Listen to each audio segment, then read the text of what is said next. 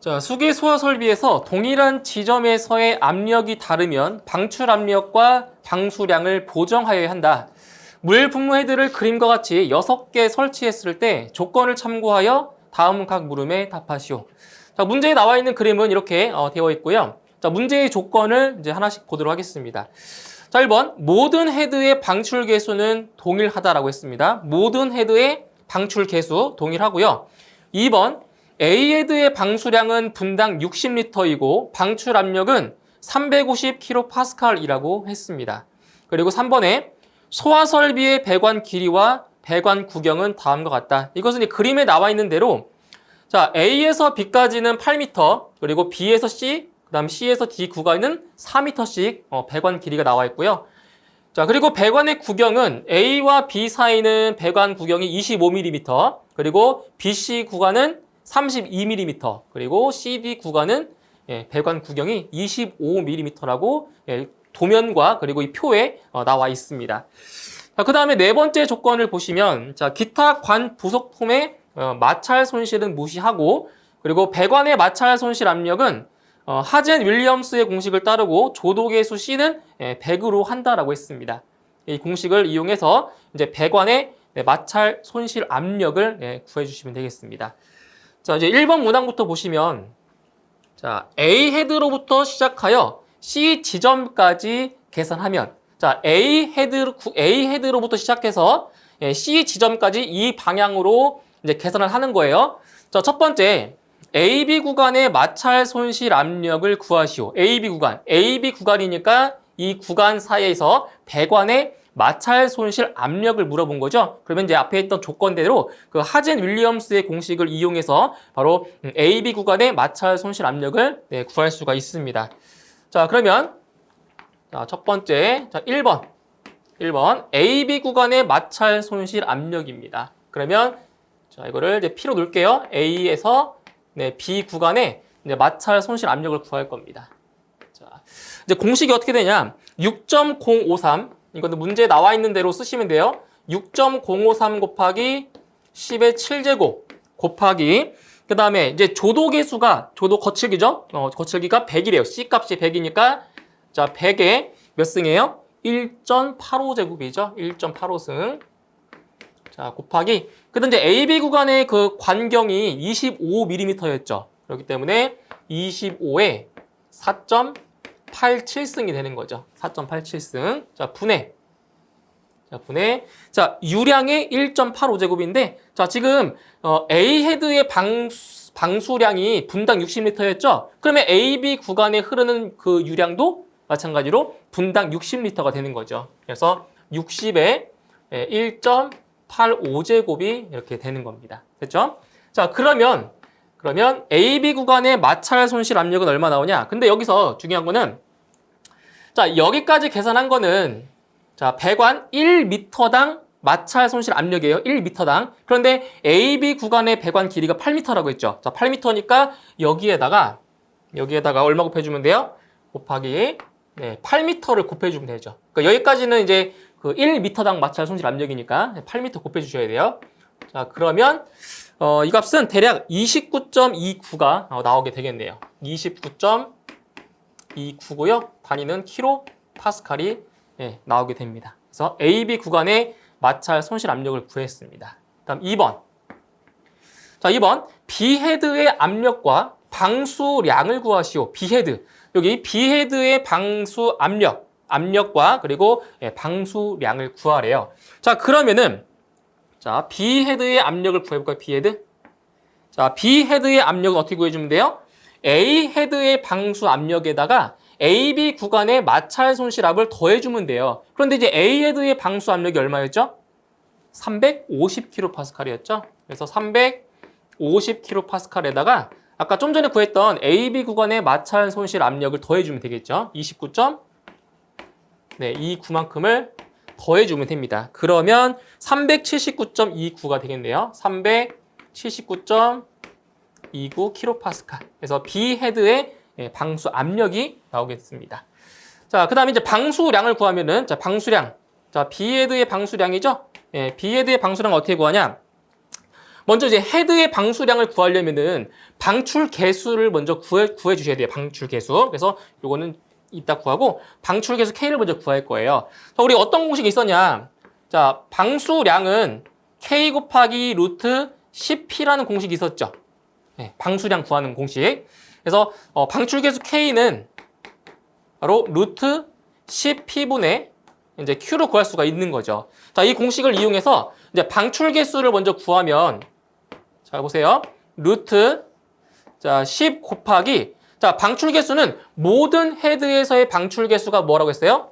동일하다라고 했죠? 그럼 A 헤드를 기준으로 방출 개수를 구하면 A 헤드의 지금 방사 압력이 얼마라고요? 350kPa. 그럼 메가파스칼로 바꾸면 0.35가 되는 거죠. 그렇죠? 여기 메가파스칼이니까 단위가. 그리고 유량은 얼마예요? 유량은 네, 분당 60리터였죠. 분당 60리터. 이렇게 해서 자, 계산해 주시면 방출 개수가 얼마냐? 32.07이 돼요. 32.07이 자, 나오게 됩니다. 자, 그러면 이제 방출 개수를 구했기 때문에 이제 뭘 구할 수 있어요? B 헤드의 방수 압력, 방수량을 구할 수가 있는 거죠. 그러면 QB는 자, 32.07이죠. 이제 이 공식 쓰는 거예요. 32.07 곱하기 루트 10 곱하기 자, 얼마가 되는 거예요? 자, B헤드의 방수 압력이 얼마였어요? 379.29죠. 이거를 메가파스칼로 바꿔서 자, 대입을 하셔야 돼요. 그러면 얼마냐? 메가파스칼로 바꾸면 0.37929가 되는 거죠. 근데 여기서 만약에 반올림해서 0.38로 해도 상관없습니다. 저는 그냥 여기 나와 있는 대로 그대로 넣은 거예요. 그래서 반올림해서 0.38로 놓고 계산해도 무방하겠습니다. 그래서 이렇게 계산하시면 자, B헤드의 방수량이 얼마냐? 대략 62.43이 됩니다. 62.43이고요. 단위는 리터 퍼 미닛이 되겠죠. 이렇게 해서 B헤드의 방수 압력과 그리고 방수량을 이렇게 구했습니다. 자, 이제 그 다음에 세 번째. 자, 세 번째는 무엇을 구하는 거냐? BC 구간의 유량과 그리고 마찰 손실 압력을 구하래요. 자, 그러면 이제 BC 구간입니다. 자, 보세요. 자, 지금 2번까지 구했고요. 이제 세 번째 구해줄게. 자, BC 구간의 유량을 구하래요. 자, BC 구간의 자, 유량을 구해보면 이렇게 구하면 되겠죠. 지금 A 헤드의 방수량이 60이요. 분당 60. 그리고 B 헤드의 방수량 아까 구했죠. 얼마 나왔죠? 62.46 나왔죠. 그래서 BC 구간의 유량은 A 헤드의 방수량 60에다가 자, 그리고 이제 B 헤드에서의 방수량이 아까 62.46 나왔죠? 62.46을 더해 주시면 돼요. 그러면 122.46이 됩니다. 리터 퍼 자, 미니 이렇게 되겠죠? BC 구간의 지금 유량을 구한 거예요. 자, 그러면 이제 유량을 구했으니까 마찰 손실압 구할 수 있겠죠? 그렇죠? 자, BC 구간의 배관의 마찰 손실압 구할 수가 있어요. 자, 얼마냐? 6.053 곱하기 10의 7제곱 곱하기 자, C값은 100으로 일정하니까 100의 1.85제곱 곱하기 이제 BC 구간 같은 경우는 배관의 구경이 32mm죠. 그래서 32에 4.87 제곱이 되고요. 근데 유량이 이제 얼마예요? 이게 122.46이 들어가는 거죠. 그래서 122.46에 1.85 제곱이 들어갑니다. 그리고 이제 BC 구간의 길이가 4m죠. 4m니까 곱하기 4m를 해주고요. 자, 그렇게 되면 BC 구간에서의 마찰 손실 압력은 얼마 나오냐? 대략 16.47 정도가 됩니다. 16.47 킬로파스칼이 자, 나오게 되는 거죠. 그래서 BC 구간의 유량과 BC 구간에서의 마찰 손실압을 구했습니다. 자, 그럼 네 번째로 C 지점의 압력을 구하시오. C 지점. 여기 C 지점에서의 자, 압력을 구하래요. 그럼 뭐 더해주면 되는 거예요? 아까 B 헤드에서의 방수 압력과 BC 구간의 마찰 손실 압력을 더해주면 C 지점의 압력이 나오겠죠? 자, 그래서 얼마 나오냐? 아까 B 헤드에서의 방수 압력이 379. 얼마였어요? 379.29였죠. 맞나요? 300. 그래서 여기서 뭘 구하냐면 P죠? 압력. C 지점의 압력이에요. PC. 그러면 379.29에다가 이제 BC 구간의 마찰 손실압을 더해주면 되죠. 그럼 BC 구간의 마찰 손실이 16.47이니까 16.47kPa를 더해줍니다. 자, 그렇게 되면 C 지점의 압력은 395.76이 돼요. 395.76kPa이 나오게 되는 겁니다. 자, 이렇게 해서 이제 A 헤드를 기준으로 C 지점까지 해서 이제 C 지점의 압력까지 구한 거예요. 이렇게. 자, 그 다음에 두 번째. 자, 2번 문항을 보시면, 자, 이제, 자, D 헤드입니다. D 헤드. D 헤드로부터 시작해서 C 지점까지 계산하는 거예요. 자, 보세요. 자, 이번에는 D 헤드에서부터 시작해서 C 지점까지 계산하는 겁니다. 근데 요 D 헤드의 그 방수압과 방수량은 A 헤드의 방수압과 방수량과 동일하다고 보시면 돼요. 자, 그러면 자, 첫 번째 CD 구간의 마찰 손실 압력을 구하려. CD 구간 그러면 이제 마찰 손실 압력 P CD 구간의 마찰 손실압을 이제 구해 보죠. 자, 6.053 곱하기 10의 7제곱 곱하기 자, 100의 1.85제곱 곱하기 자, 이제 CD 구간은 그 배관 구경이 25mm죠. 그러면 25의 4.87제곱 분의 유량은 아까 A 헤드와 같다고 했죠. 그러면 유량은 60이죠. 60. 1.85제곱 곱하기 그리고 이제 CD 구간의 길이가 4m니까 곱하기 4m를 해주시면 됩니다. 자, 그러면 CD 구간의 마찰 손실 압력이 얼마냐? 대략적으로 요게 14.64 정도 되네요. 14.64kPa 나오게 되는 겁니다. 14.64kPa. 자, 두 번째.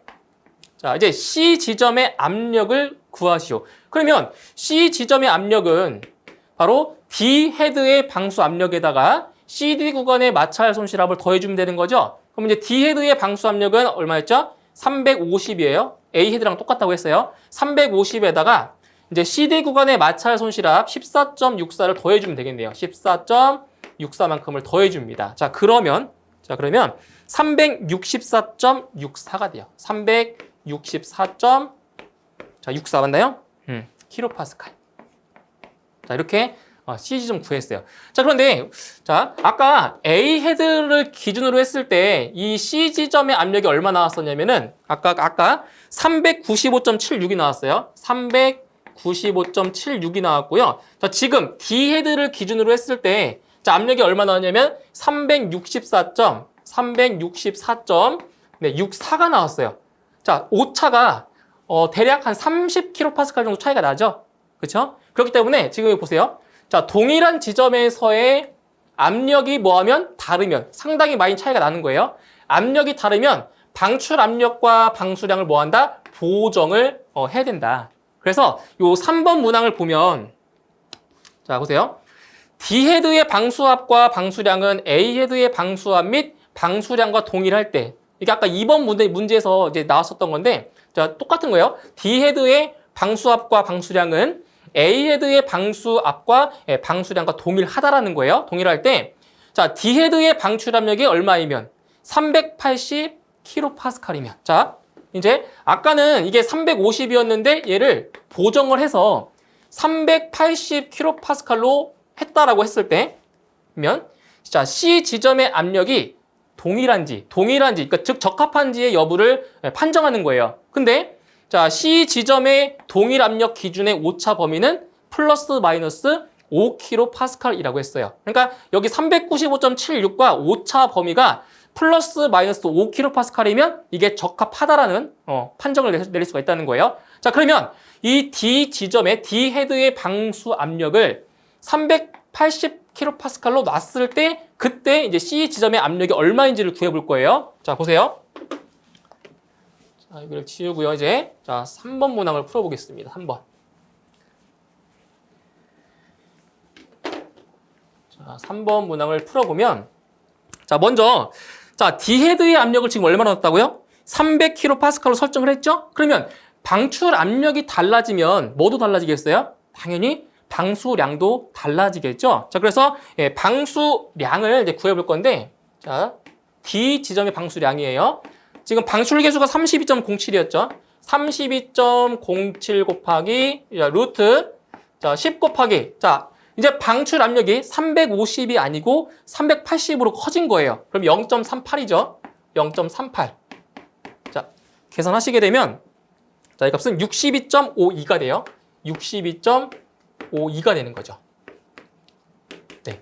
그러면 이제 방출 압력이 380이 됐다라고 했을 때 방수량은 62.52가 된 거예요. 아까는 60이었죠. 350일 때 60이었다고 하면 이제는 380kPa일 때 방수량이 62.52로 증가를 했겠죠. 압력이 커졌으니까. 자, 그럼 이 상태에서 자, CD 구간.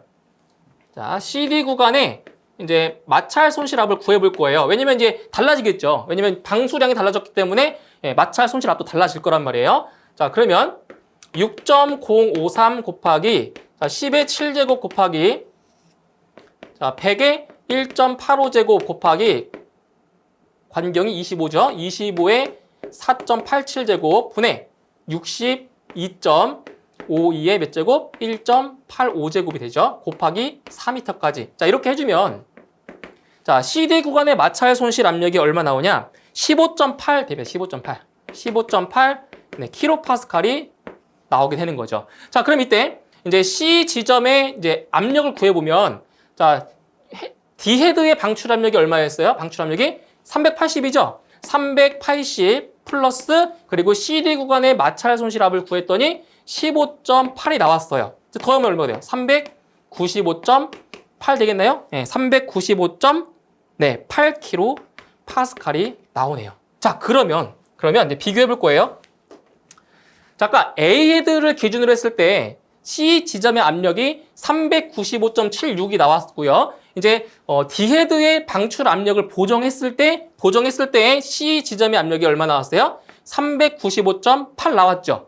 그럼 얼마 차이 나는 거예요? 395.76과 395.8은 얼마큼 차이 나죠? 바로 얼마큼 차이 나요? 0.04kPa만큼 차이가 나는 거죠. 빼주면 되니까 0.04만큼 차이 나요. 그러면 이 C 지점에 동일 압력 기준의 오차 범위 플러스 마이너스 5에 들어가요? 안 들어가요? 들어가는 거죠. 오차 범위 안에 들어가기 때문에 적합하다라고 판정할 수 있는 거죠. 그래서 이거는 적합하다. 그래서 380kPa로 보정을 했을 때 그때는 이제 적합하다라고 판정을 내릴 수가 있다라는 겁니다. 이렇게 해서 계산을 해주시면 되겠습니다.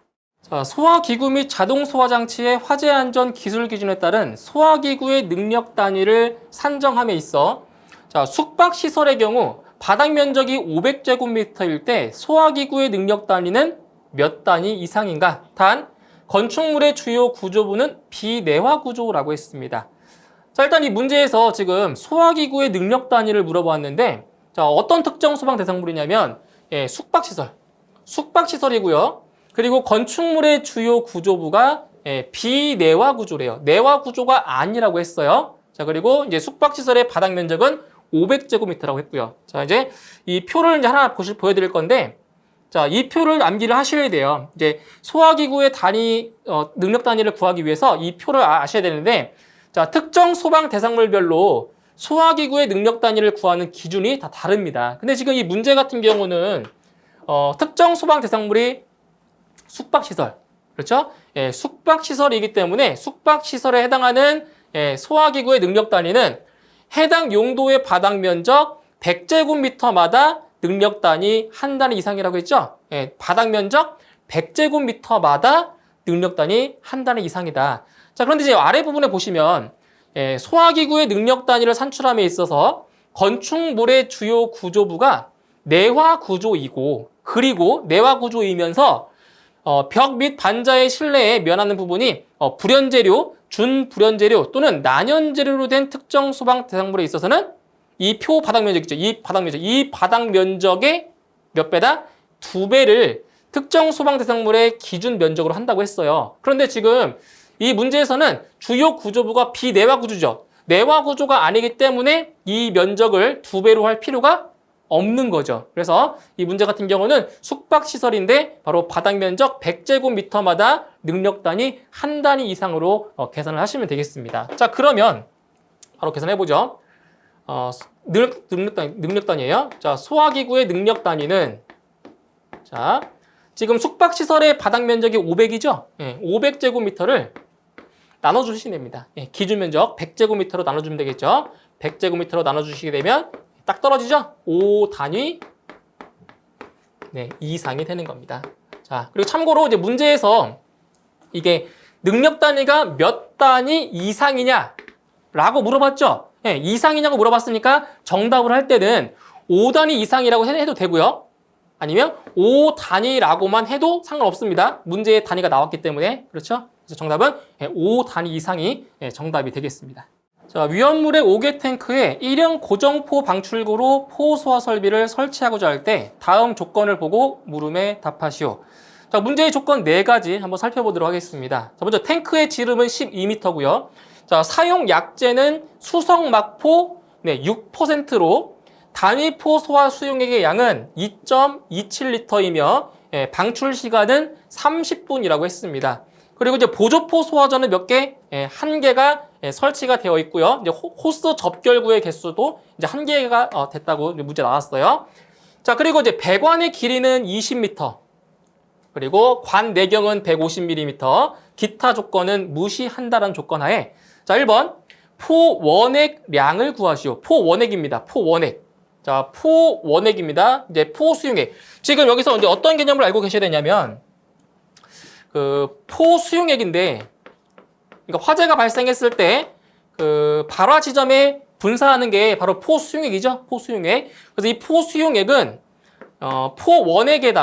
포원액에다가 이제 물이죠, 물을 섞어서 혼합해서 만든 것이 포수용액인 거죠. 자, 그때 이 사용 약재가 이제 수성막포인데 이 수성막포의 농도가 몇 %라고요? 6%래요. 전체를 100%. 그러니까 포수용액을 100%로 봤을 때 이제 포원액이 6%고 나머지 이제 94%가 뭐라는 얘기예요? 물이 된다는 거죠, 물. 94%가. 그때 이제 포원액의 양을 이제 구하는 문제가 되겠습니다. 그래서 먼저 첫 번째 이제 포원액의 양을 이제 구해 보도록 할 거예요. 자, 그런데 여기서 이제 포원액의 양을 구할 때는 3가지의 값을 구해서 더하시는 건데 바로 첫 번째. 자, 바로 고정포 방출구에서의 원액의 양입니다. 고정포 방출구예요. 자, 그러면 고정포 방출구 같은 경우는 이제 그 액표 면적 있죠? 자, 보세요.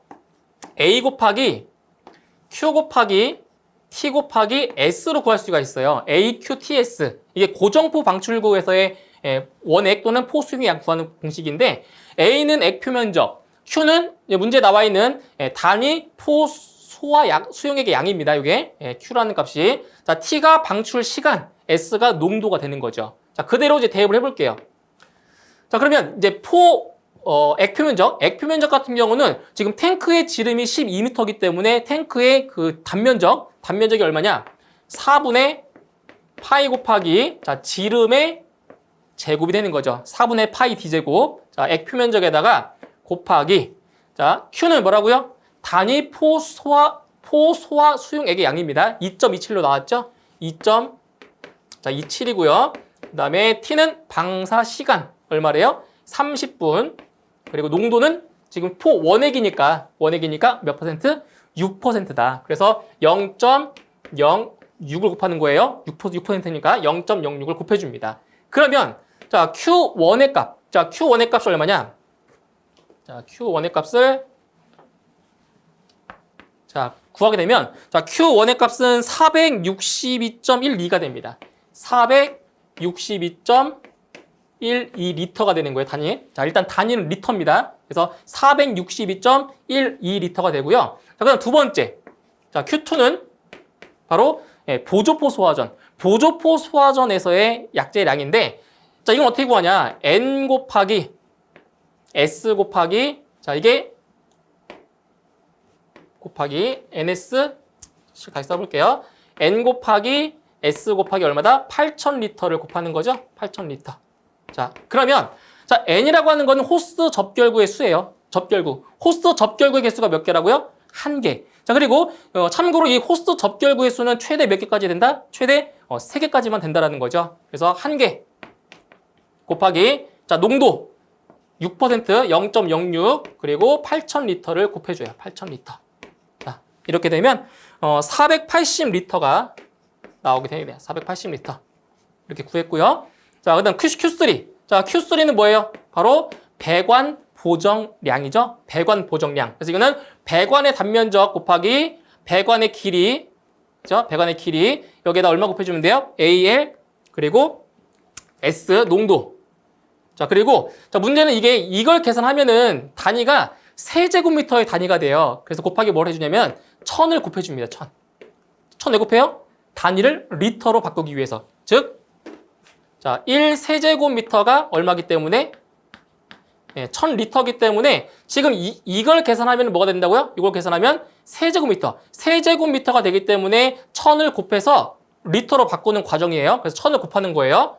자, 그러면 자, 배관의 단면적부터 구해볼게요. 자, 4분의 파이 곱하기 지금 배관의 구경이 150mm죠? 150mm면 0.15m예요. 0.15의 제곱이 되고요. 그 다음 길이는 배관 길이가 20m라고 했어요. 20m.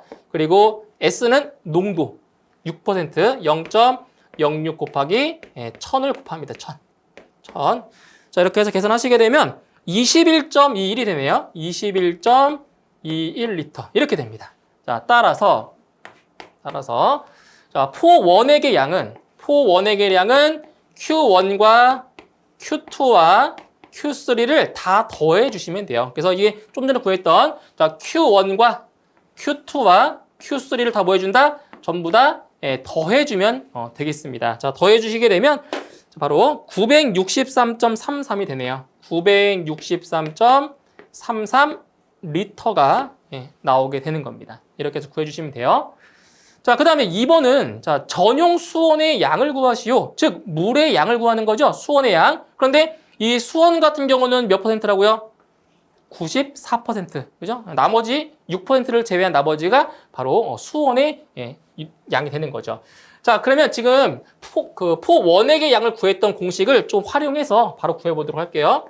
자, 두 번째는 이제 수원의 양입니다. 수원. 즉, 물의 양을 구하는 거죠. 자, 그러면 식은 똑같아요. 자, 식은 똑같은데 뭐가 달라지겠어요? 달라지는 것은 바로 농도만. 여기 농도만 달라져요. 농도만. 그죠? 여기 농도의 값만 달라진다고 보시면 됩니다. 기존 포원액은 6%였던 게 94%로만 바꿔서 계산하시면 됩니다. 자, 그러면 자, 바꿔야 될 부분이 여기 바뀌어야 되겠죠. 자, 농도가 0.06이 아니고요. 자, 바뀐 부분만 좀 다른 색깔로 해볼게요. 0.94가 되겠죠? 맞죠? 94%니까. 그러면 자, 여기도 달라질 거란 말이에요. 여기 이 값이. 자, 달라지는 값도 지우고 새로운 값으로 한번 넣어보도록 할게요. 자, 그러면 얼마가 되냐? 자, 이걸 계산하면은 이 값은 7239.81입니다. 자, 다시 7239.81리터가 돼요. 이렇게. 상당히 많죠. 왜냐면 94%니까 아까 포원액보다는 양이 상당히 더 많겠죠.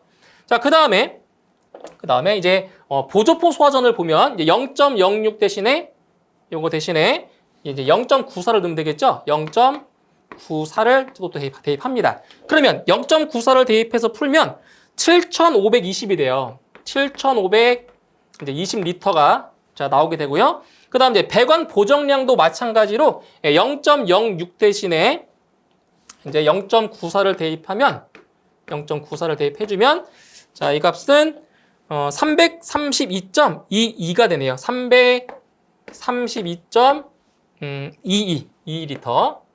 자, 이렇게 됩니다. 자, 그럼 이제 이 값이 얼마 나오냐?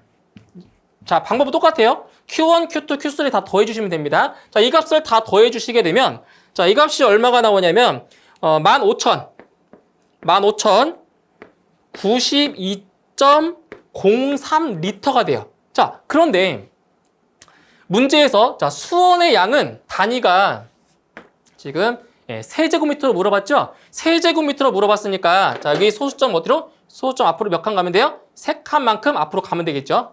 이 관계 때문에. 그렇죠? 예, 3칸 앞으로 가게 되면 자, 얼마가 된다?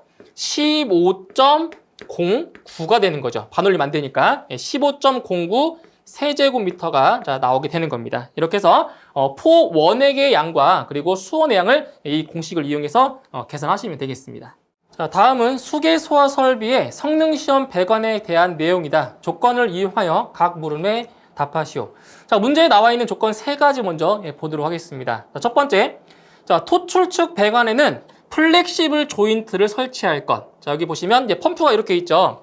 자, 펌프의 왼쪽 부분이 바로 흡입축. 예, 흡입축 배관이고요. 이 위로 올라가는 부분이 바로 토출축 배관이죠. 그래서 이 토출축 배관에 바로 플렉시블 조인트를 설치한다라고 나와 있습니다. 자, 두 번째, 성능 시험 배관의 밸브는 상시 폐쇄 상태일 것. 자, 개방 상태가 아니고요. 상시 폐쇄 상태가 된다는 조건이 있어요. 그다음 세 번째, 소방시설 자체 점검 사항 등에 관한 고시에 명시된 소방시설 도시 기호를 사용할 것. 그래서 이 소방시설 도시 기호를 소방시설 자체 점검 사항 등에 관한 고시에 명시되어 있는 그 그림 기호대로 그림을 그리셔야 된다는 그런 조건입니다. 자, 첫 번째 문항에 자, 펌프의 토출축 배관, 즉 개폐 밸브까지만 그리시면 되는 거예요. 개폐 밸브까지. 그리고 성능 시험 배관을 관 부속류 그리고 계측기를 사용하여 완성하라고 했습니다. 그러니까 여기죠.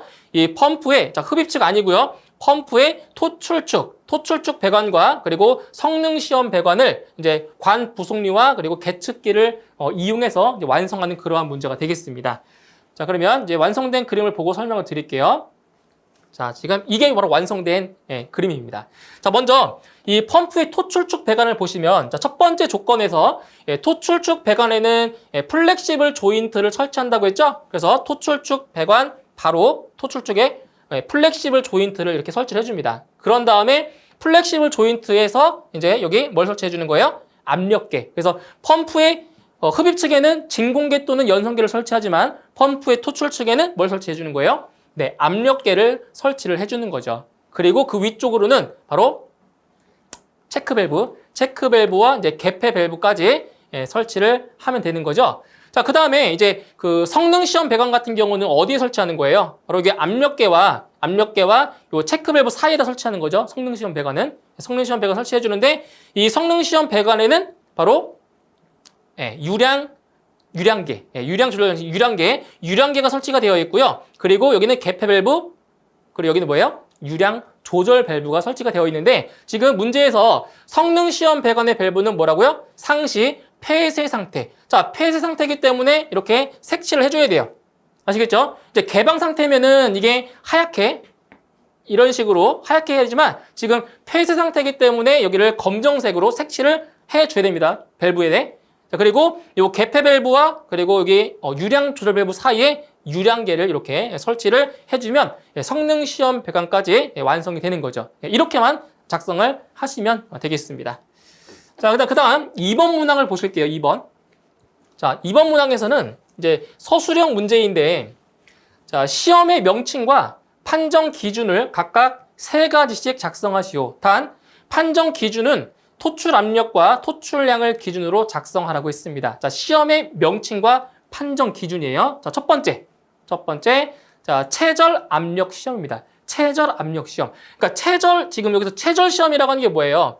자, 펌프를 뭐예요? 물을 흘려보내지 않고 펌프를 공회전 시켰을 때 그때 이제 시험인 거죠. 그래서 체절 압력 시험은 펌프 토출축 압력계의 지시치가 지시하는 값이 펌프 전격 토출 압력의 140% 이하가 되는지를 확인을 하는 거죠. 그래서 140%를 뭐 할 수 없다? 초과할 수가 없는 거죠. 이게 바로 체절 압력 시험이에요. 체절 압력 시험. 그래서 여기서 토출 압력과 토출량을 기준으로 뭐예요? 작성을 해줘야 돼요. 그래서 전격 토출 압력의 뭐다?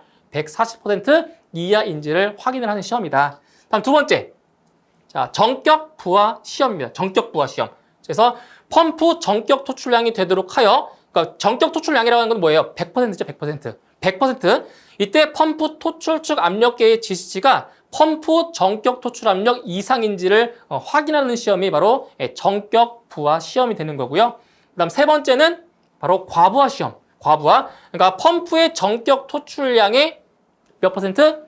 150%가 되도록 해서 이때 펌프 토출축 압력계의 지시치가 펌프의 전격 토출 압력의 몇 퍼센트?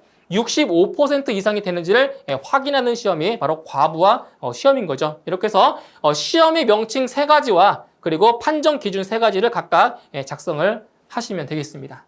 자, 특정 소방 대상물에 5개 소화전이 7개 설치되어 있다. 다음 각 물음에 답하시오. 자, 해당 문제는 지금 5개 소화전 설비에 대한 문제인데 이 특정 소방 대상물에 5개 소화전이 7개가 설치가 되어 있다고 했습니다. 자, 첫 번째 문항을 보시면 자, 지하 수원의 수량을 구하시오. 수원의 양을 구하는 겁니다. 수원의 양. 자, 그러면 5개 소화전 설비에서 수원의 양을 구하는 공식을 알아야 되겠죠? 자, 수원의 양은 n 곱하기 얼마 곱해주는 거죠? 네, 바로 7 세제곱미터를 곱해주는 거죠. 그때 요 n이라고 하는 값은 이제 5개 소화전, 설치된 5개 소화전의 개수인데, 자, 최대 몇 개까지다? 최대 2개까지만 적용이 된다고 했죠. 2개까지. 자, 그러면 지금 최대 7개 설치가 되어 있지만 최대 2개까지 적용되어 있기 때문에 2개만 적용이 되는 거죠. 2개. 2개 곱하기 7 세제곱미터입니다. 자, 그러면 이제 수원의 수량은 얼마다? 바로 14 세제곱미터가 되는 거죠. 14 세제곱미터가 자, 정답이고요. 다음 2번. 펌프의 토출량을 구하시오. 자, 펌프의 토출량 같은 경우는 n 곱하기 바로 분당 얼마예요? 분당 350리터를 곱해주는 거죠. 분당 350리터. 자, 마찬가지로 5개 소화전의 개수는 최대 2개까지만 적용이 돼요. 그래서 2개 곱하기 분당 350리터를 해주면 바로 700이 나오죠. 700리터 per minute이 나오게 됩니다. 그래서 펌프의 토출량은 분당 700리터가 되겠습니다. 다음 3번. 5개 소화전 호스 접결구에 대한 내용이다. 빈칸에 알맞은 말을 넣으시오. 그래서 우리가 5개 소화전 설비에서 호스 접결구에 대한 내용으로 이제 빈칸에 이제 알맞은 말을 채워주시면 되는데, 자, 내용을 보도록 할게요. 자, 호스 접결구는 지면으로부터의 높이가 몇 미터 이상 몇 미터 이하의 위치에 설치하고, 자, 얼마예요, 높이가? 바로 0.5미터 이상 1미터 이하의 위치에 설치하고, 특정 소방 대상물의 각 부분으로부터 하나의 호스 접결구까지의 수평거리가 몇 미터 이하다? 그렇죠. 40미터 이하가 되도록 설치해야 한다. 이렇게 해서 호스 접결구에 대한 내용에 알맞은 말을 채워주시면 되겠습니다. 자, 수면이 펌프로부터 1m 아래에 있고 흡입되는 유량은 분당 0.3 세제곱미터이다.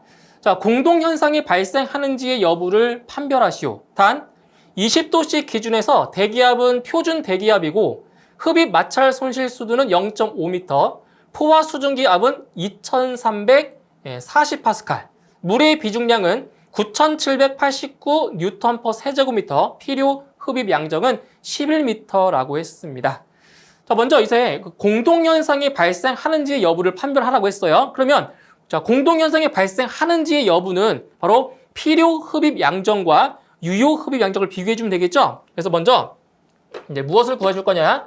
바로 유효 흡입 양정이 있죠. NPSH AV입니다. 예, 유효 흡입 양정을 이제 구해 주시면 돼요. 자, 유효 흡입 양정 같은 경우는 자, 공식입니다. 대기압 수도에서 자, 빼주는 거죠. 대기압 수도에서 포화 수증기압을 빼주고요. 포화 수증기압 수도죠, 수도. 지금 수도를 기준으로 했으니까 포화 수증기압 수도를 빼주고요. 그리고 마찰 손실 수도 빼줘요. 마찰 손실 수도를 빼주고 그 다음에 플러스 마이너스 자, 흡입 수도입니다. 자, 그럼 여기서 자, 플러스 마이너스는 뭐냐? 플러스 마이너스. 그럼 어떨 때 플러스고 어떨 때 마이너스냐? 자, 여기는 자, 정압. 자, 정압일 때는 플러스로 해주시면 되고요. 부압일 때는 이제 마이너스로 해주시면 돼요. 그럼 뭐가 정압이고 뭐가 부압이냐?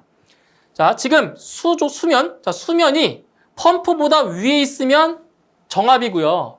이 문제처럼 수면이 펌프로부터 1m 아래에 있죠. 펌프보다 아래에 있으면 그게 바로 부압 방식인 거죠. 그래서 이제 부압이기 때문에 이 문제에서는 플러스 마이너스 중에 어떤 부호가 되는 거예요? 바로 마이너스 부호가 되는 거죠. 그렇죠? 예, 부합 방식이니까 마이너스가 돼요. 마이너스. 자, 이렇게.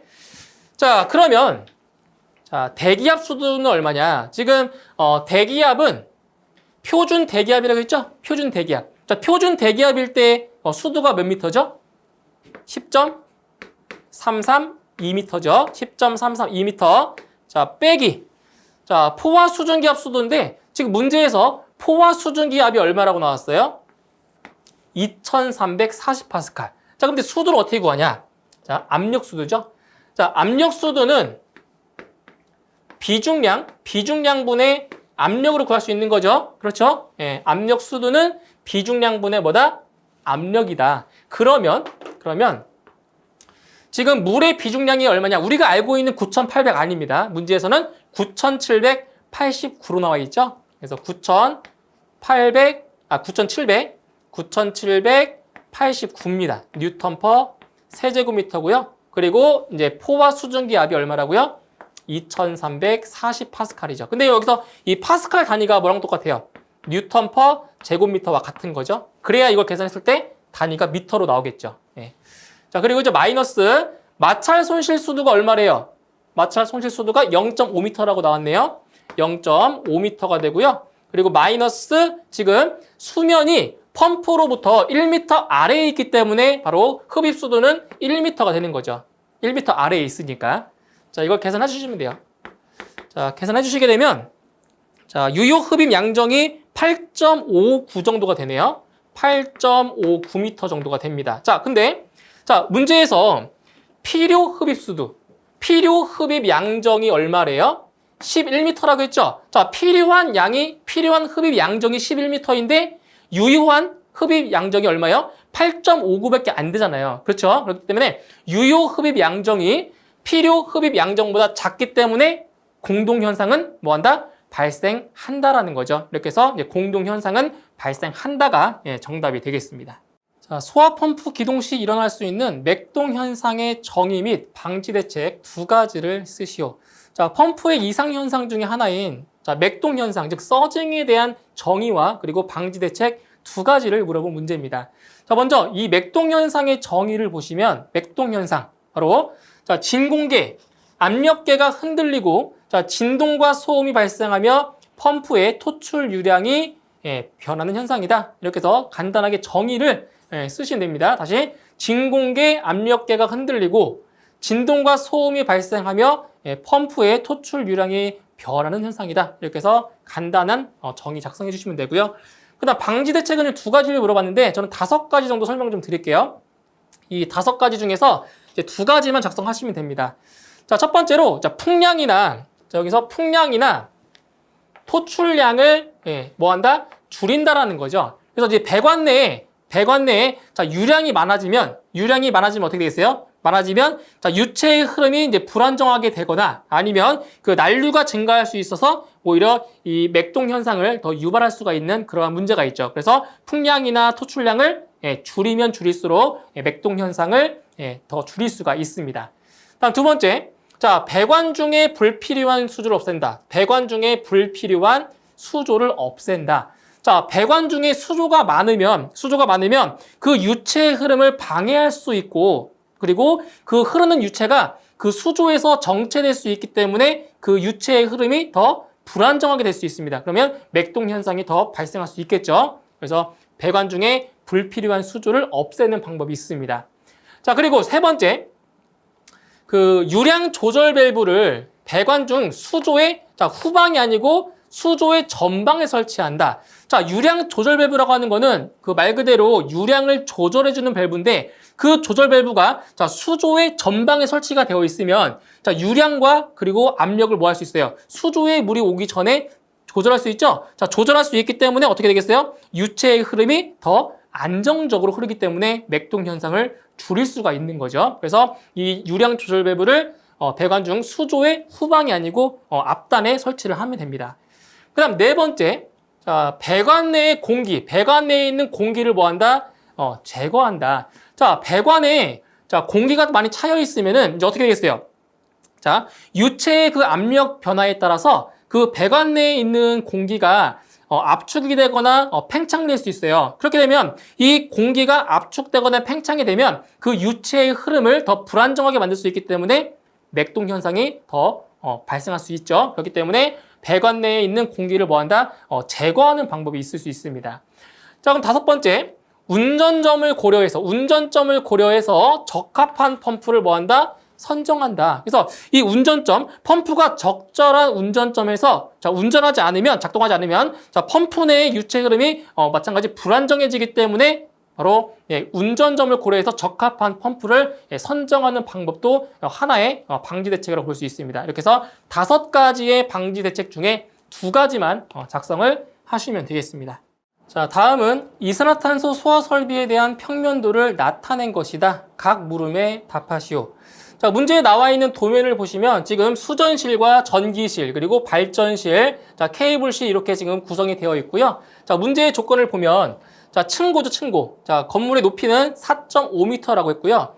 계고부의 면적은 다음과 같다. 단 수전실에만 자동 폐쇄 장치가 설치가 되어 있다고 했어요. 그러니까 이 수전실 같은 경우는 자동 폐쇄 장치가 설치되어 있기 때문에 이제 계고부 가산을 할 필요가 없는 거죠. 자, 그래서 수전실의 계고부 면적은 5제곱미터, 전기실은 7제곱미터, 발전실은 3.5제곱미터, 그리고 케이블실은 계고부가 없다라고 했습니다. 그 다음 전역 방출 방식이며 표면 화재를 기준으로 하고 배관 구경은 20mm이고 방사 헤드 1개당 방출량은 분당 50kg이라고 했습니다. 그리고 저장 용기 한 병당 충전량은 45kg, 설계 농도는 34%이고 보정 개수는 무시한다라고 했네요.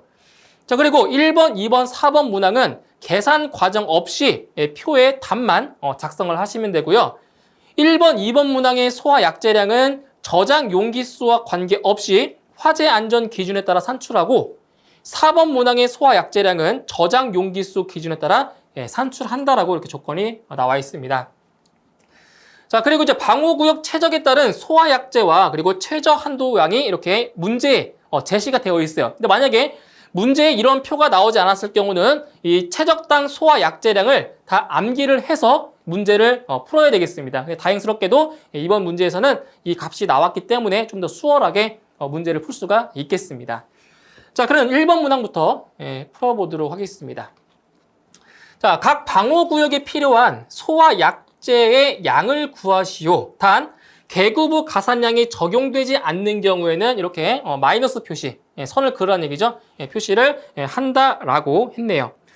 자, 그러면 일단 최적을 먼저 이제 구해보도록 할 건데, 자, 수전실. 자, 수전실의 최적을 구해볼게요. 최적. 그러니까 최적이라고 하는 것은 부피죠. 가로, 세로, 높이를 다 곱하시면 되는 거죠. 수전실은 지금 보세요. 수전실 같은 경우는 가로가 7m, 그리고 세로가 이게 더하면 되겠네요. 6m, 그리고 높이가 4.5m였죠. 층고가 4.5m. 그렇죠? 자, 계산하시게 되면 최적이 189가 돼요. 189 세제곱미터가 되는 거죠.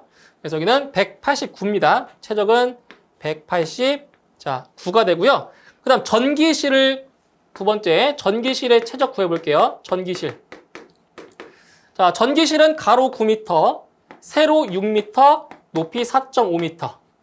자, 그러면 전기실 같은 경우는 243입니다. 243 세제곱미터. 그래서 여기는 전기실은 243이고요. 다음 세 번째. 자, 발전실이에요. 자, 발전실의 최적은 가로 5m, 세로 4m, 높이 4.5m. 그러면 발전실 같은 경우는 90세제곱미터가 되네요. 자, 90세제곱미터. 자, 다음 케이블실. 자, 케이블실의 최적은 가로 5m, 세로 2m, 높이 4.5m. 그러면 45세제곱미터가 되겠죠. 45세제곱미터. 45세제곱미터. 자, 그러면 최적당 가스량은 이제 문제에 나와 있는 표를 보시면 되겠죠. 이렇게 최적당 이 소화 약재량을 그대로 적용하시면 돼요. 그래서 이 수전실 같은 경우는 189니까 0.8이 되겠네요. 0.8이고요. 그다음 전기실 같은 경우도 0.8. 그리고 발전실이 0.9예요. 그다음 케이블실도 0.9가 되겠습니다. 앞에 있는 표를 보고 한 거예요. 최적당 소화 약재량이죠. 자, 이제 소화 약재량인데 최저 한도를 고려해야 돼요. 최저 한도. 즉 여기 보시면 최저 한도 나와 있죠. 이 최저 한도가 안 되면 이 최저 한도량을 적용한다는 얘기예요. 자, 그러면 자, 소화 약재량입니다. 최적에다가 최적당 가스량 곱하면 돼요. 이 두 개를 곱한 값이 여기에 들어가는 거죠. 그러면 자, 수전실은 151.2입니다. 151.2가 되고요. 그다음 자, 전기실 같은 경우는 194.4예요. 194.4가 나오고요. 그다음 발전실은 81kg. 단위는 다 킬로그램이죠. 킬로그램. 자, 그런데 이제 케이블실 같은 경우는 자, 45와 0.9를 곱하면 40.5밖에 안 나와요. 그런데 최저 한도가 얼마냐? 최저 한도가 얼마예요? 45죠? 예. 최저 한도가 45kg이기 때문에 이 케이블실 같은 경우는 40.5가 나왔기 때문에 최저 한도인 45kg을 적용을 한다는 거예요. 40.5가 아니라.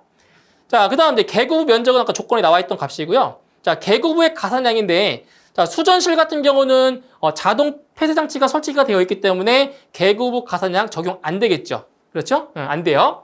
그 다음에 전기실과 발전실 같은 경우는 자, 개구부의 가산량이 얼마냐? 바로 개구부 면적당 얼마다?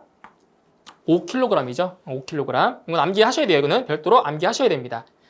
자, 그럼 총 소화 약재량은 어떻게 구하냐? 총 소화 약재량은 자, 이 소화 약재량에다가 요 개구부죠, 개구부. 개구부 면적 곱하기 개구부 가산량을 곱해서 이거를 곱해서 더해주는 거예요. 이게 바로 총 소화 약재량이죠. 근데 수전실 같은 경우는 개구부 적용 안 되니까 그대로 151.2가 되는 거고요. 그 다음 전기실 같은 경우는 194.4에다가 7, 5, 35. 35만큼 더해주면 되겠죠. 35만큼 더해주면 229.4가 돼요. 229.4kg. 그 다음 발전실은 이거 더해주면 되겠죠. 곱해서 더해주면 돼요. 그럼 발전실 같은 경우는 98.5가 되고요. 그리고 케이블실 같은 경우는 그대로 이거 없으니까 개구부 없다고 했죠. 그럼 45kg이 되는 겁니다. 이렇게 해서 1번 문항을 풀어주시면 되겠습니다. 자, 이제 그 다음 2번 문항을 보도록 하죠. 자, 2번 문항에서는 이제 무엇을 구하는 거냐면, 자, 각 방호 구역에 필요한 소화약재의 저장 용기의 수를 구하는 거예요. 용기 수. 자, 용기 수를 구하는 거예요. 그럼 소화약재량은 아까 1번 문항에서 구했던 거 있죠? 그 값을 그대로 갖다 놓으시면 돼요. 여기는 151.2였고요. 여기는 229.4. 그 다음 발전실은 98.5. 그리고 케이블실은 45kg이었죠. 자, 그때 이제 용기수 같은 경우는 자, 소화약재량을 한 병당 저장량으로 나눠주시면 되겠죠. 그러면 자, 수전실은 151.2kg을 45kg으로 나눠주면 돼요. 자, 나눠주시면 이 값이 3.36 정도가 됩니다. 이거 나눠주는 거예요. 나누면 이 값이 3.36 정도가 되기 때문에 절상해주면 몇 병? 4병이 되는 거죠. 4병. 이렇게. 그 다음 전기실도 마찬가지예요. 소화약재량을 한 병당 저장량을 나눠주는 거예요. 나눠주시면 이 값은 5.1 정도가 되고요. 절상해주면 6병. 그 다음에 발전실도 98.5를 45로 나눠주면 자, 이 값이 2.19 정도가 되고요. 절상해주면 3병. 그리고 케이블실은 똑같은 값이네요. 얼마예요? 1병. 이렇게 해서 수전실 4병, 전기실 6병, 발전실 3병, 그리고 케이블실 1병이 필요한 겁니다. 자, 그 다음 3번 문항을 보시면 방호구역 전체에 필요한 저장 용기수를 구하시오. 자, 지금 이게 이 문제를 이제 해석하는 거에 따라서 답이 달라질 건데, 자, 지금 여기서 자, 저장 용기실에 이 4개의 방호구역에 필요한 이 용기를 한 저장 용기실에 저장을 한다라고 했을 때는 자, 가장 많은 병수인 몇 병? 6병이죠, 6병. 그렇죠? 예, 6병인데 지금 이 문제에서는 자, 방호구역 전체입니다. 전체. 방호구역 전체에 필요한 저장 용기수를 구하는 거예요. 전체, 방호구역 전체에 필요한 거예요. 그렇기 때문에 수전실, 전기실, 발전실, 케이블실 이 모든 병수를 전부 다 합친 값이 이 방호구역 전체에 필요한 저장 용기 수가 된다고 볼 수 있는 거죠. 그래서 저는 이걸 14병이라고 설명을 드릴 거예요. 그러니까 이 저장 용기실에는 6병이 들어가지만, 그렇죠? 6병이 들어가지만 이 방호구역 전체적으로 봤을 때는 필요한 용기 수가 몇 병이다? 14병이라는 거죠. 그러니까 이 문제를 해석하기에 따라 답이 달라지긴 할 건데 저는 이렇게 해석을 한 거예요. 이 전체에 필요한 저장 용기수를 구하는 거라고 해석해서 저는 14병이라고 설명을 드리는 겁니다. 자, 그 다음 4번 문항을 보실게요. 자, 각 방호구역에 설치하는 헤드의 개수를 구하시오. 자, 헤드의 개수 구하는 거예요. 자, 그런데 아까 문제 조건에서 이 4번 문항 같은 경우는 이 소화 약재량을 계산된 값이 아니고 자, 저장 용기수를 기준으로 한다고 했어요. 용기수를 기준으로. 그러면 자, 수전실은 소화 약재량이 얼마냐? 자, 한 병당 충전량이 45kg이죠. 그런데 이 수전실은 몇 병이 필요했냐면 4병이 필요했어요. 그럼 얼마 되는 거예요? 4병. 4병이 필요하기 때문에 소화 약재량은 얼마다? 180kg인 거죠. 그러니까 45 곱하기 4를 한 거예요. 그 다음에 전기실 같은 경우는 6병 필요하기 때문에 270kg이 되는 거고요. 발전실은 3병이 필요했기 때문에 135kg, 그리고 케이블실은 1병이 필요했어서 얘는 45kg이 되는 겁니다. 자, 그럼 여기서 이제 헤드의 개수는 어떻게 구해요? 헤드의 개수는 자, 한 병당 충전량 곱하기 병수를 자, 나눠주는데 자, 무엇으로 나눠주냐? 여기 나와 있죠. 방출률인데 여기서는 분당 방출량과 그리고 이제 방출 시간으로 나눠주는 거예요. 그래서 한 병당 충전량 곱하기 병수가 바로 이거죠. 이렇게 나온 거죠. 그렇죠? 그래서 이 값을 분당 방출량과 그리고 이 방출 시간으로 나눠주는데 자, 방출 시간이 몇 분이냐? 이게 전역 방출 방식이면서 표면 화재. 그렇죠? 전역 방출 방식이면서 표면 화재이기 때문에 이 방출 시간은 몇 분이다? 1분이 되는 거죠. 1분이 되는 거예요. 그래서 이 수전실 같은 경우는 자, 수전실 같은 경우 먼저 구해보면 자, 이 값은 나왔죠. 180이라고 했죠. 180이 되고 분당 방출량이 50이에요. 그리고 방출 시간이 몇 분이라고요? 1분이 되는 거죠. 이걸 계산하시면 돼요. 이렇게. 자, 계산하시면 이 값이 3.6이 되고요. 절상해주면 몇 개다? 4개다라는 거죠. 4개. 그래서 수전실은 헤드의 개수가 4개가 나오게 됩니다. 자, 그럼 같은 방법으로 자, 전기실 구해보면 270 나누기 50 해주시면 돼요. 그러면 전기실 같은 경우는 5.4가 나와서 자, 헤드가 6개가 나오고요. 그다음 발전실 같은 경우는 135 나누기 50. 어차피 뭐 1은 나누나 많으니까, 그렇죠? 그래서 135 나누기 50을 해주면 이 값이 2.7이 나와서 3개가 되고요. 그다음 케이블실 같은 경우는 45 나누기 50 해주면 0.9 나오죠? 0.9니까 1개. 이렇게 해서 헤드의 개수가 구해지는 거죠. 그래서 헤드의 개수가 공교롭게도 저장 용기수랑 똑같이 나와요. 그죠? 4개, 6개, 3개, 1개. 이렇게 해서 헤드의 개수를 구할 수가 있습니다. 자, 다음 이제 5번 문항을 보실게요. 자, 5번 문항이 좀 어려우실 거예요. 이게 그리는 거라서 이제 많이 어려우실 건데, 자, 보세요. 자, 이산화탄소 소화 설비의 개통도를 완성하시오. 단, 소화약재 저장 용기를 추가로 도시하고, 기동배관, 동관이죠. 기동배관은 점선으로 표시한다. 또한, 소방시설 도시 기호에 맞게 가스 체크 밸브를 도시하도록 한다. 라고 조건에 나와 있습니다. 자, 문제 이렇게 나와 있습니다. 문제에는. 지금 보면, 지금 전기실, 수전실, 발전실, 케이블실 나와 있죠? 자, 각 방호 구역별로 지금 뭐가 설치가 되어 있어요? 선택 밸브가 이렇게 하나씩 설치가 되어 있죠? 그죠? 그래서 이 선택 밸브는 방호 구역마다 설치하게 되어 있죠. 근데 이 전기실 같은 경우는 몇 병이 필요하냐면 6병. 저장 용기가 6병 필요했고요. 수전실이 4병, 그리고 발전실이 3병이었어요. 그리고 케이블실이 1병이 필요했죠. 필요한 저장 용기 수가. 그러면 지금 문제에 나와 있는 소화약제 저장 용기가 몇 개 나와 있어요? 딱 1개만 그려져 있죠? 그런데 이 소화약제 저장 용기를 추가로 도시하라고 했어요. 그럼 몇 개를 더 그려줘야 돼요? 몇 개? 자, 최대 6개니까 5개를 더 그려주셔야 되는 거죠. 5개. 예. 저장 용기를 5개 똑같은 형태로 5개를 더 그려주시면 됩니다. 그래서 완성된 개통도를 보고 설명을 드릴게요. 자, 이렇게 돼 있죠. 자, 저장 용기가 지금 몇 개예요? 가장 많이 필요한 게 6병이니까 하나, 둘, 셋, 넷, 5, 6개. 이게 5개를 더 그려주시면 돼요. 자, 그리고 자, 이게 보시면 이게 뭐예요? 이게 집합관. 예, 집합관이죠? 이 집합관과 저장 용기 사이에 뭘 설치해 주냐? 바로 가스 체크 밸브를 설치해 줍니다. 역류 방지하기 위해서 가스 체크 밸브를 각각 이렇게 하나씩 설치를 해줘야 돼요. 아시겠죠? 해줘야 돼요. 그 다음에 이제 여기 기동용 가스 용기 있죠? 기동용 가스 용기와 이렇게 그 저장 용기를 연결할 건데, 자, 여기도 마찬가지로 역류 방지하기 위해서 체크 밸브 있죠? 가스 체크 밸브를 하나씩 반드시 설치를 해줘야 되고요. 그 다음에 자, 잘 보세요. 이 전기실 같은 경우는 몇 병이 필요하다고요? 6병. 자, 6병이 필요하기 때문에 바로 어디에 연결해 주냐? 여기에 연결해 주는 거예요, 여기에 연결해 주게 돼버리면 지금 어때요? 다 방향이 이쪽, 체크 밸브가 지금 이렇게 또 설치가 되어 있죠?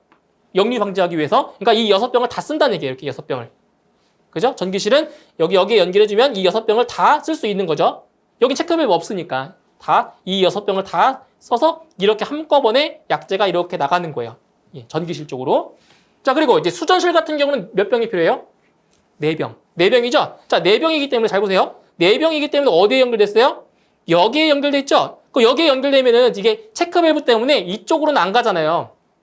기동가스가 안 가잖아요. 그죠? 그러니까 몇 병? 이렇게 해서 하나, 둘, 셋, 4병만 쓸 수 있는 거죠. 여기 체크 밸브가 있기 때문에. 그 다음에 자, 발전실 같은 경우는 3병이 필요하죠. 3병이 필요하니까 어디에 연결된 거예요? 여기에 연결된 거죠, 여기. 그럼 여기도 체크 밸브가 있기 때문에 이쪽 건 못 써요. 이 3병은. 그러니까 여기 있는 이 3병만 쓸 수 있는 거죠, 3병. 이 3개의 약재에서 이렇게 나가는 거죠, 이렇게. 예. 그 다음에 이제 케이블실 같은 경우는 1병이 필요하니까 어디에? 여기에 연결한 거예요. 체크 밸브 있죠? 체크 밸브 있으니까 이쪽 건 다 못 쓰죠. 이 5개는 요거 하나만 쓸 수 있는 거예요.